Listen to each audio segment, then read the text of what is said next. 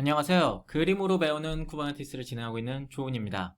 제가 한 1년 반쯤에, 그러니까 지금이 2022년이니까 2000년 7월쯤에 CKA라는 쿠버네티스 자격증 시험을 봤습니다. 그리고 굉장히 너무 내용이 좋더라고요. 그래서 CKAD를 연달아 보고 최근에, 그러니까 작년 12월쯤에 2021년 12월입니다. CKS를 취득을 하였습니다. 그래서 현재 지금 화면에 보이는 CKA, CKAD, CKS를 모두 가지고 있고요.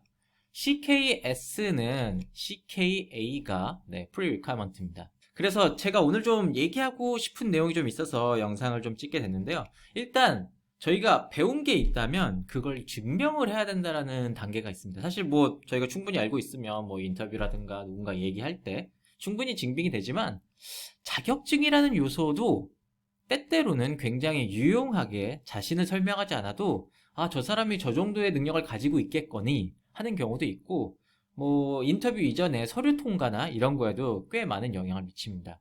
특히나 저는 개인적으로 쿠버네티스 자격증 중에 CKA, AD, S 이쪽은 굉장히 프랙티컬한, 현실적인, 그리고 많은 것을 배울 수 있는, 시험을 준비하는 단계에서도 많은 것을 배울 수 있기 때문에 저는 매우 이 자격증을 추천을 합니다. 그래서 저희가 현재 굉장히 많은 내용을 배웠거든요. 지금까지 들어간 강의의 내용을 모두 다 이해하고 있다면 CKA와 AD 정도는 취득하는데 크게 문제가 없을 걸로 생각이 됩니다. S는 약간 다른 문제인데 왜 그런지는 나중에 연습 문제를 풀면서 좀 얘기해 드리도록 하겠습니다. 그럼 어떻게 시험을 준비할까 이런 거를 좀 고민을 해야 되거든요. 그래서 시험에 준비 단계란 게 있습니다. 제일 먼저 해야 될 거는 어떤 시험을 보지? 어떤 시험을 보면 좋을까라는 게 있는데, 아무래도 가장 기초적인 쿠버네티스 시험이라고 한다면 CKA라고 할 수 있습니다. 왜냐하면 CKA는 이러한 내용들을 갖고 있거든요. Administrator Exam Curriculum이라고 해서 현재 다루는 내용들을 얘기를 하자면 Cluster Architecture Installation Configuration, 즉 클러스터에 대한 어떤 구성이나 이런 걸 좀 보고 워크로드나 스케줄, 결과적으로 저희가 파드가 스케줄이 어떻게 되는가, 워크로드를 어떻게 분배할 것인가 이런 내용이 있고요. 그리고 서비스와 네트워킹, 그런 서비스 저희 노출했던 거 있죠? 그거와 스토리지, 그리고 트러블 슈팅 이 정도의 얘기들을 CKA에서 다룹니다. 예전에 제가 이제 한 1년 반쯤에 시험을 봤을 때는 여기에 이제 네트워킹이 좀 더 강화돼서 네트워크 폴리시 저희가 배웠던 부분 있죠? 그게 CKS 쪽으로 이제 빠져 있습니다. 네, 시큐리티 레이어라고 생각이 돼서 좀 빠진 것 같고요. S 부분은 조금 이따가 좀 설명을 드리겠습니다. 그리고 CKAD 같은 경우는 이러한 내용을 다룹니다. Application Development, Application Observability and Maintenance, 애플리케이션 어쩌고, 애플리케이션 디자인 앤 빌드, 뭐 이런 식으로 애플리케이션을 직접 어떻게 배포해서 어떻게 사용할 것인가, 그런 부분이 굉장히 중심적으로 다루어져 있다라고 보면 될 것 같고요.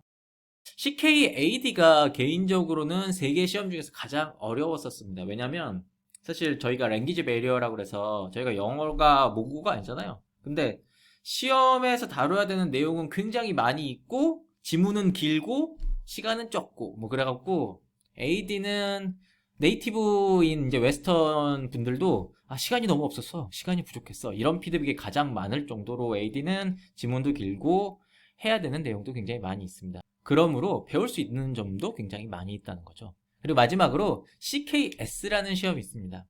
CKS는 지금 로고에서 보듯이 뭔가 막아주는 느낌이 강하고요. 결국 세큐리티에 대한 부분인 건데, 클러스터에 대한 세큐리티, 그리고 그 미니머마이즈 마이크로 서비스 벌너너빌리티라고 해서 서피스라고 불렀던 부분 있죠. 저희 예를 들면 렌즈를 얘기했을 때, 혹은 뭐 쿠이나 뭐 K9S 이런 걸 얘기를 할 때 서피스에 도달하도록 하고, 대시보드는 인사이드에 있으니까 좀 보안적으로 취약할 것 같아요. 이런 내용들이 CKS에 어느 정도 녹아있다라고 생각을 하면 될 것 같고요. 그리고 모니터링, 로깅, 그리고 런타임 세큐리티 같은 그런 부분들도 들어있습니다. 이게 사실은 현재 과정에서 다뤘던 부분은 네트워크 팔러시 부분이나 서피스 얘기 조금, 그리고 스태틱 파드, 정적 파드 그쪽 부분이 좀 들어가긴 하는데, S 부분은 이따가 다시 그 쓸 수 있는 웹페이지, 저희가 도달할 수 있는 웹페이지, 시험이 오픈북이거든요. 그래서 시험에서 쓸 수 있는 웹페이지, 볼 수 있는 웹페이지를 보면 어떤 성격인지 좀 이해가 되실 것 같습니다. 그 다음으로 시험을 이제 본다고 하면 결정해야 될 게 있습니다. 시험이 되게 프랙티컬하다고 했죠. 프랙티컬한 이유는 최시대 버전에 가깝게 시험이 나옵니다. 즉 최신 버전이 지금 오늘 1월 29일 날짜로 1.23이거든요. 1.23.2인데 1.23.2로 시험이 나오는 건 아니더라고요. 네, 오늘 가서 좀 확인을 해봤는데 한 4주에서 8주 정도 지난 다음에 이제 어플라이가 되는데 지금 4주 가까이는 지났지만 아직은 1.22 버전으로 나오는 걸 확인했습니다. 어쨌든 저희가 시험을 뭐 오늘 준비해갖고 이제 일주일 후에 시험 볼 거야 뭐 이렇게는 가능하신 분들이 있죠. 가능하신 분들이 있는데 보통은 좀 시간을 좀 여유를 두고 준비를 하잖아요. 그러면 내가 시험을 볼 때쯤에는 어느 버전이 나올까라는 게 좀 인지가 되어야 합니다. 왜냐하면 쿠버네티스 버전이 올라감에 따라서 API 버전이 바뀌어서 특정 리소스에 대한 API 버전이라든가 사용법들이 조금씩 바뀔 수가 있습니다. 그래서 좀 시험을 볼 버전 시기를 좀 결정해야 될 부분이 필요하고요. 그리고 이거는 좀 왜 넣냐면 리스케줄에 대한 부분인데 이게 질문으로 가끔 들어오는 경우가 있고 되게 아리송하게 하시고 이거에 대해서 불안감을 느끼시는 것 같아서 쿠버네티스 시험은 리스케줄이 굉장히 자유롭다. 네, 리스케줄에 대해서 특별히 제약이 없다라는 부분을 좀 말씀드리고 싶어서 네, 좀 넣습니다. 등록을 하고 1년 내에 언제라도 너가 원하는 때 변경을 하면 돼. 물론 시험을 보기 한 이틀 전까지 아마 제 기억으로 변경되는 것 같아요. 그래서 이틀 전까지 현재 페이지를 들어가서 등록을 했다면 리줌을 딱 누르면 리줌 왠지 누르면 시험이 멈춰버릴 것 같고 그렇잖아요. 사실 제가 보기엔 이 용어를 바꾸는 게 훨씬 나을 것 같은데 현재는 네, 리줌입니다. 리줌을 딱 누르면 이와 같은 내용이 나오고요. 여기서 중간에 보면 cancel or reschedule이라고 써 있습니다. 리스케줄을 해도 캔슬해야 되고요. 네, 캔슬은 캔슬이죠. 네, 캔슬 저걸 누르면 메일이 슉 날라옵니다. 야, 캔슬했어. 리스케줄 하려면 이거 눌러 그러면 다시 들어가갖고 시간이 좀 오래 걸리지만 다시 리스케줄을 해서 하시면 됩니다. 제가 CKS 시험을 뭐 테스트하려고 했던 건 아닌데 굉장히 많이 리스케줄을 했습니다. 왜냐면 제가 주니어들을 위한 세션을 준비한다고 한 2달 가까이 그걸 하느라고 시험을 보지도 못했습니다. 네, 시험의 내용을 쳐다볼 여유가 없어갖고 2달 정도 계속 리스케줄 한 주 단위로 했던 것 같아요. 그래서 굉장히 많이 했는데 우리 CNCF 뭐 리눅스 파운데이션 밑에 CNCF가 있죠. 리눅스 파운데이션은 자비롭습니다. 네. 뭐 얼마든지 리스케줄 해라. 야, 네가 원한다면 뭐 다 들어줄게. 그리고 free retake도 사실 있습니다. 한번 떨어지면 야, 떨어졌어? 다시 시험을 봐서 합격해보렴. 막 이런 좀 뭐랄까 쿠버네티스 시험은 사람을 떨어뜨려서 돈을 벌겠다라는 컨셉보다는 더 많은 사람들이 쿠버네티스를 익히고 쿠버네티스 기술이 널리 퍼져서 좀 더 이 즐거운 환경에 들어오면 좋겠다라는 게 정말 묻어져 있습니다. 아마 시험을 보시면 그런 게 충분히 느껴지실 거라고 봅니다. 과목별로 어떤 내용들이 구성이 되어 있는지 좀 보도록 하겠습니다. 시험 환경에 대한 얘기입니다. 제가 역시 또 너무 이제 라떼 느낌이긴 한데 1년 반 전에는 이 상태가 아니었습니다. 1년 반 전에는 뭐 팀웍스라든가 이런 걸 제가 설치를 했었어야 됐고 일부 패키지들은 제가 설치해서 썼어야 됐는데 요즘은 특히나 에일리어싱 같은 부분 있죠. 쿠버 컨트롤 get 뭐 파드를 이제 K로 에일리싱해서 하는 것들이 다 오토 컴플리션을 따로 설정을 다 해줬어야 됐는데 요즘은 이건 기본 아니야? 그냥 뭐 굳이 그걸 들어가서 해줘. 우리가 세팅 다 해줄게. 이런 식으로 바뀌었습니다. 제가 아까 말씀드렸죠. 쿠버네티스 시험은 너를 떨어뜨릴 거야. 너를 떨어뜨려서 우리가 돈을 많이 벌 거야. 이런 컨셉이 아니라 어떻게 하면 사람들이 쿠버네티스를 많이 알 수 있을까? 어떻게 하면 쿠버네티스가 널리 퍼져서 세상이 이로울 수 있을까? 약간 이런 홍익은 좀 너무 나갔나요? 어쨌든 그런 느낌의 시험이라고 보시면 될 것 같습니다. 그래서 현재에는 보시다시피 배쉬 오토 컴플리션이 다 설치가 되어 있어서 K로 해서 모두 가능합니다. 그리고 팀웍스도 설치가 되어 있어서 팀웍스는 사실 개인적으로는 CKA 시험엔 필요하진 않은데 AD에는 필요합니다. AD는 시간이 부족하다고 했죠. 시간이 부족하다는 얘기는 내가 배포를 해놓고 레디니스나 리브니스나 혹은 뭐 배포한 다음에 애들이 올라오는 거라든가 내려가는 거 이런 것들을 볼 여유가 없거든요. 그래서 저 같은 경우는 터미널 하나 창을 만들어서 터미널이 모니터링 전용으로 해서 파드나 디플로이먼트가 변하는 것을 서비스가 변하는 것을 모니터링하는 용도로 따로 썼었습니다. 근데 어쨌든 다 설정이 되어 있습니다. 그리고 버전을 그 핸드북이라는 CNCF 페이지에 가면 알 수 있는데요. 뭐 리눅스 파운데이션 페이지죠. 네. 그 부분을 제가 좀 정리를 해놓은 게 저 밑에 보이는 깃북 부분이고, 저기에 가면 다시 링크가 또 있습니다. 제가 주기적으로 업데이트를 하려고 노력은 하겠지만 저 페이지가 메인이 아니라 실제로 리눅스 파운데이션 페이지가 메인이라고 생각하시면 될 것 같습니다. 어쨌든 오늘 날짜 2022년 1월 29일 날짜로 체크를 해봤는데 1.2 버전으로 아직 하고 있고, 아까 말씀드린 것처럼 4주에서 8주 후에 이제 릴리즈를 하는데 아직은 1.23으로 올리지 않았습니다. 아마도 2월 달 내로는 아마 1.23이 올라가지 않을까라고 예상을 하고 있긴 한데, 늦어도 3월에는 1.23이 될 것입니다. 그리고 시험 구성, 네, 시험 랩이 어떻게 되어 있는지도 공개를 합니다. 아까 제가 너무 반복해서 이제 좀 지루하실 수도 있는데, 쿠버네티스 시험은 떨어뜨리기 위한 시험이 아닙니다. 그렇기 때문에 어떠한 구성인지 미리 설명을 다 합니다. 사실 CNI는 저희 시험 보는데 별 관계가 없습니다. 플라너를 쓰든 칼리코를 쓰든 뭐 웨이브넷을 쓰든 뭐 CNI를 직접 건드릴 일은 거의 없기 때문에, CNI를 건드리기 시작하면 사실 트러블 슈팅의 레벨이 틀려집니다. 그래서 CNI는 CM에 나올 가능성이 거의 없다고 보고요. 그런데 이제 뭐 트러블 슈팅을 위한 클러스터가 필요하기 때문에 클러스터가 좀 많이 있다라고 보시면 될 것 같고요. CKA는 Administrator, 그런 목적이기 때문에 관리자가 어떻게 쿠버네티스를 핸들링할 수 있을까, 이런 내용이기 때문에 한 6개 정도의 클러스터 구성을 갖고 있는 것은 1년 반에 제가 시험을 봤을 때나 지금 보나 차이가 없습니다. 근데 CKAD는 조금 틀리죠. CKAD는 애플리케이션을 얼마나 잘 배포하고 관리하고 모니터링 할 것인가 라고 했잖아요.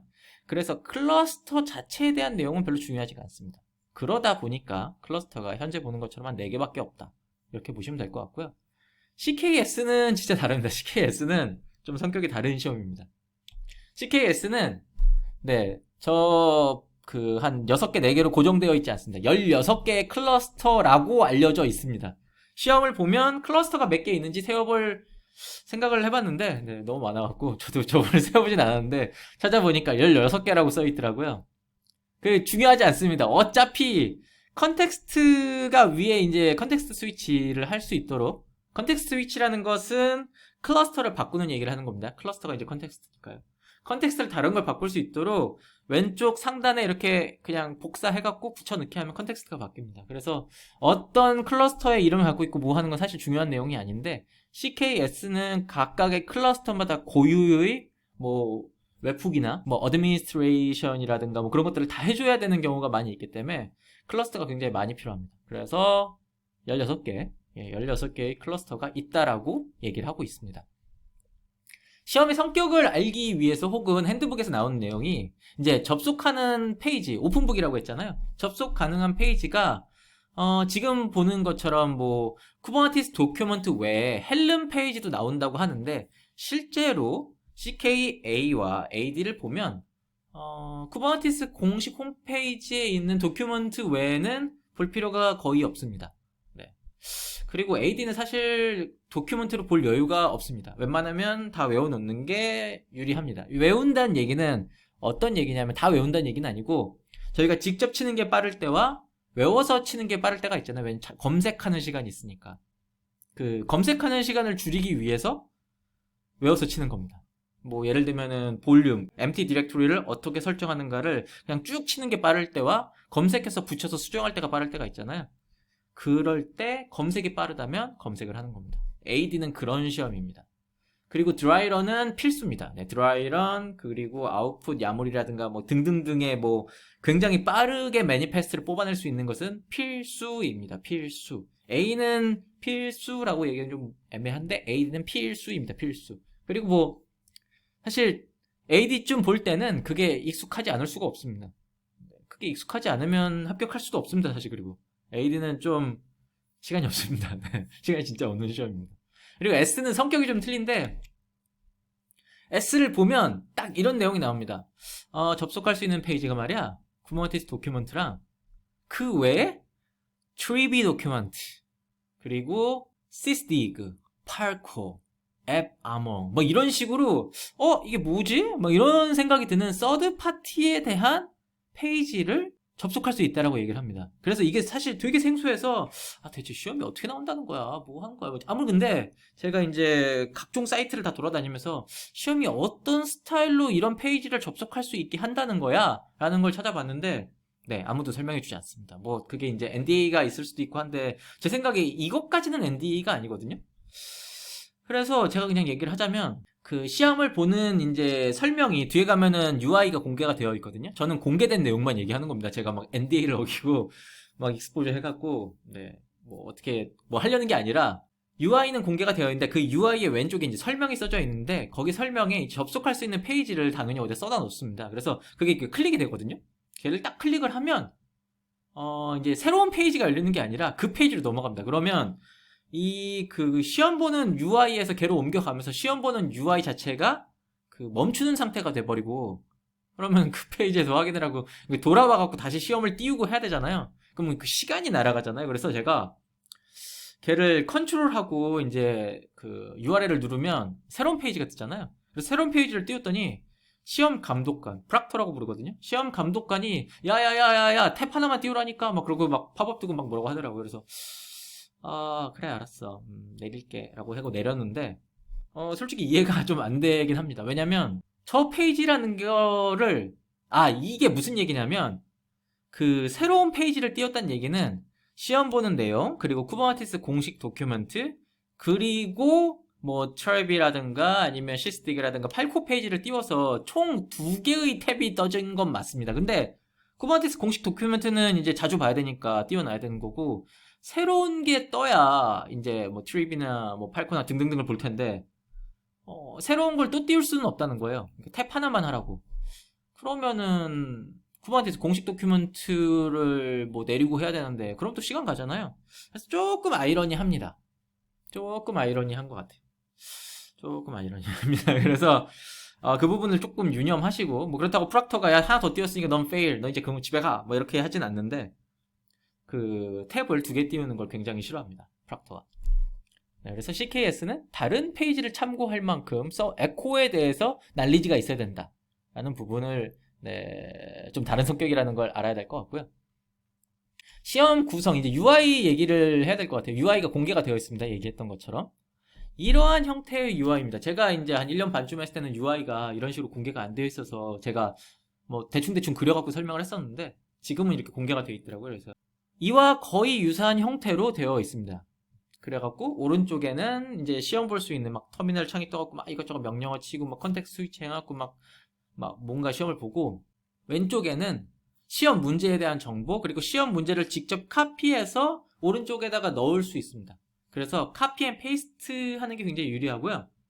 여기서 한 가지 팁을 좀 드리자면 제가 윈도우로도 시험을 보고 맥북으로도 시험을 봐봤는데 되게 아이러니하게도 제 메인은 사실 윈도우거든요. 근데 이제 맥북도 쓰긴 쓰는데 시험은 큰 화면에 맥북으로 보는 게 많이 유리합니다. 왜냐면 맥북에 그러니까 컨트롤 아니라 커맨드죠. 커맨드 C와 커맨드 V가 그대로 되는데 윈도우는 명령어가 조금 바뀝니다. 그래서 그거를 익히는 데 대한 몇 초의 갭을 줄일 수가 있고요. 그리고 조금 화면이 크면 클수록 사실 유리한 시험입니다. 그 듀얼 모니터가 되는 프락터가 있고 안 되는 프락터가 있거든요. 그 표준이 지금 없는 것 같더라고요. 그래서 듀얼 모니터는 프락터에 따라서는 허용을 안 할 수도 있어서 조금 리스크가 있는 것 같고요. 그래서 17인치 맥북 있잖아요. 큰 거. 그런 걸로 어디서 구해오실 수 있으면 17인치 맥북이 가장 시험 보는데 좋은 환경인 것 같습니다. 그리고 이와 같은 화면을 저희가 체험할 수 있는 게 사실 제공을 합니다. 쿠버네티스 공식 홈페이지를 가면 코타코다 좀 발음이 좀 힘드네요. 코타코다 뭐 이런 식으로 해갖고 제공하는 게 있는데 웹에서 시뮬레이션을 쓸 수 있고 어느 정도 허용되는 시나리오 내에서 쓸 수 있는 웹에서 제공하는 쿠버네티스라고 보면 될 것 같네요. 그래서 방금 전에 본 것처럼 실제 시험 환경과 약간 뭐 사실 많은 차이가 있죠. 뭐 차이는 있지만 웹에서 이렇게 칠 수 있다는 거를 체험할 수가 있어요. 그래서 이걸로 체험을 할 수 있긴 한데 이걸로 시험 대비하기에는 사실 많이 부족합니다. 제가 실제로 써보진 않았는데 왜냐면 저는 환경이 좀 있고 뭐 웹에서 이렇게 하는 거는 좀 제한적이라고 알고 있어서 잘 안 쓰는데 이게 모든 게 다 자유롭게 되기는 굉장히 어려운 부분이 있고, 세팅을 하는 거에 대한 시간 뭐 이런 게 다 있기 때문에 이걸로 공부하는 거는 솔직히 추천하고 싶지 않습니다. 그럼 어떤 걸 추천하고 싶냐? 제가 시험 공부하는 거에 대해 좀 추천하고 싶은 방법을 얘기하고 싶은데요.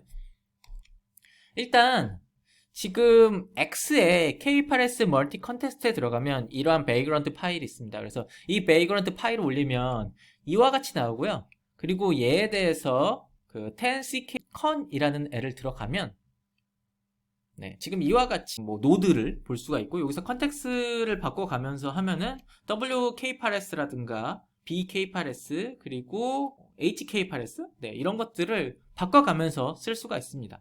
그래서 즉 로우에 가까운 환경을 저희가 쓸 수가 있고, 자유롭게 세팅해서 저희가 원하는 대로 쓸 수가 있다는 거죠. 이 말인즉슨 시험 환경을 저희가 어느 정도 이해를 하고 뭐 배울 수 있다는 얘기이기도 하고, 반대적으로는 시험 환경을 저희가 일부 꾸며야 된다는 얘기가 됩니다. 그래서 처음부터 그러면 사실 부담이잖아요.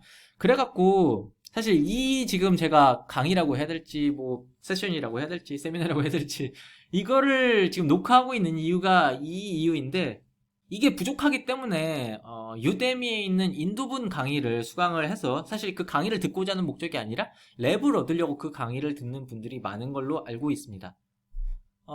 그래서 사실 지금 이걸로 시험을 준비해서 다 하시는 거는 많은 분들이 이렇게 하시기 좀 어려움이 있어요. 그래서 이걸로 하시라고 얘기는 했지만 인도분 강의를 해갖고 그 랩을 얻어서 거기서 시나리오 베이스로 하시는 것도 괜찮겠다라고 생각해서 그냥 그대로 있었는데, 최근에 이제 CKS 제가 시험을 봤잖아요. 작년 12월이니까 한 1개월 됐죠. 그 시험을 딱 봤더니 그 시험에서 못 보던 게 있더라고요. 뭐 오랜만에 봤으니까. 여기 보면 Click here to access the exam simulator 라고 써져 있어갖고 이게 뭐야? 처음 보는 거네? 그래갖고 이거를 딱 클릭을 해봤어요. 클릭을 딱 해봤더니 Killer SH 쿠버네티스 exam simulator 이렇게 나오더라고요. 그래서 이게 뭐지? 눌러볼까? 그리고 그냥 아무 생각 없이 눌렀습니다. 뭐 또 뭐 준다니까 뭐 2개 뭐 무료로 주는 것 같은데, 그래갖고 딱 눌러봤거든요. 그랬더니 이 시험 말이야 어쩌고저쩌고 중요한 내용은 36시간 동안 이제 뭐 제공이 된다. 뭐 이미 눌렀으니까 뭐 어떡하겠습니까? 36시간이라고도 하기도 하고 어떤 건지 잘 모르기도 하니까 일단 내용을 쭉 보면서 액티베이트 세션을 했습니다. 왜냐면 체험을 해봐야 이게 좋은지 나쁜지를 알잖아요. 처음 본 거기도 하고. 그래서 얘를 딱 눌러갖고 봤더니 이와 같이 시험이랑 굉장히 유사한 환경이거든요. 왜냐하면 아까 UI를 보셨죠? 네, 저는 NDA를 지키고 있습니다. 아까 UI를 보셨던 것처럼 되게 유사한 환경을 실제로 프로비저닝을 해서 실제로 만들어서 지금 이와 같이 Start the Simulator 세션을 딱 하면 시험 랩과 거의 동일한 유사한 환경, 그리고 시험과 비슷한 내용들이 쭉 하면서 굉장히 빠르게 체험하면서 시험 준비를 할 수가 있더라고요. 그래서 이런 게 있네? 그래서 제가 이걸 딱 그 36시간이 액티브도 되고 좀 이렇게 쭉 써보면서 느꼈던 점은, 이거 소개해야겠다. 이렇게 하면은 그 인도 분들 이제 유데미 강의도 돈을 벌어야겠지만 그거를 굳이 이제 해야 되나? 라는 생각이 솔직히 들었습니다. 네, 이걸 소개해갖고 많은 분들이 좀 돈도 아끼시고 좀 더 쿠버네티스를 더 많이 배우는 계기가 되면 좋겠다라는 생각이 들었습니다. 그래서 제가 생각하는 공부법은 일단 시험 등록을 하셨습니다. 그리고 이제 어느 정도 공부를 해서 뭐 이제 시험 내용들에 대해서 찾아보면 예제 문제나 이런 것들 사실 구글링하면 되게 많이 나오거든요. 그 시험 문제들 쭉 해갖고 풀어보고 이 정도면 대충 내용을 알겠어, 어떤 식으로 알겠군. 그러면 실제 시험에 대해서 좀 감을 잡아볼까? 하고 토요일날 뭐 회사를 가시거나 아니면 조용한 곳에 이제 한 이틀 정도 할 수 있는 조용한 곳을 마련을 합니다. 그리고 Killer SH, Start the Simulator 세션을 딱 토요일 아침에 열고 일요일 밤까지 열심히 합니다. 그러고 나면 거기 문제들을 어떤 방식으로든 저장할 수가 있어요. 그 문제들을 쭉 보고 답도 나와 있거든요. 이따가 제가 이제 이거에 대해서 무료 계정으로 볼 수 있는 프리뷰가 있는데 그 프리뷰에 대해서 좀 설명을 하면서 다시 말씀을 드릴 건데, 문제와 답이 있기 때문에 그거에 대해서 충분히 이해를 하고 그 내용을 가지고 이 랩이 있죠? 이 랩에다가 세팅을 해가면서 테스트 해가면서 달 숙련, 계속 키보드를 치다 보면 숙련되거든요. 이해를 하면서 그 과정을 다 한 다음에 이 정도면 난 충분히 자신감이 있는 것 같아 라고 됐을 때 다시 토요일날 다시 토요일날 네, Start the Simulator Session을 해서 다시 일요일까지 열심히 푸십니다. 열심히 풀고 이게 충분히 본인이 이제 익숙해지시고 난 다음에 시험을 보시면 제 생각에 떨어지지 않습니다. 떨어질 수가 없습니다. 왜냐하면 제가 난이도에 대해서 좀 여러 사람들한테 좀 리뷰를 받아봤거든요. 리뷰를 좀 받아봤더니 쿠버네티스 실시험은 한 50점 정도 된다고 치면 이 시뮬레이터 있잖아요. CKS, CKAAD 킬러에서 제공하는 거 얘가 한 90점. 되게 어렵다고 하더라고요. 제가 최근에 이제 CKS만 이걸로 해서 양쪽을 다 봐봤는데 CKS 기준에선 이게 맞습니다. 이게 맞습니다. 전 유데미 강의 한 번도 안 들어봤습니다.